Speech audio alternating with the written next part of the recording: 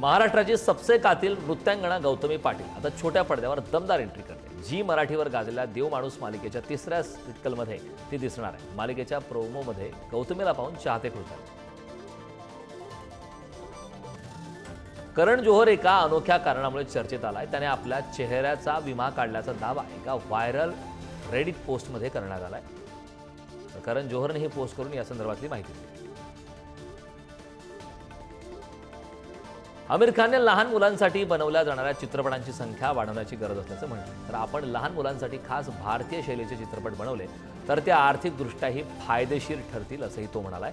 आमिर सितारे जमीन पर हा नवीन चित्रपट घेऊन प्रेक्षकांच्या भेटीला येणार। नुकतंच सितारे जमीन पर या चित्रपटाचं स्पेशल स्क्रीनिंग अभिनेता आमिर खानच्या घरी पार पडलंय। यावेळी स्पेशल स्क्रीनिंगसाठी सचिन तेंडुलकर आणि मनसेचे राज ठाकरे यांनी सुद्धा हजेरी लावली।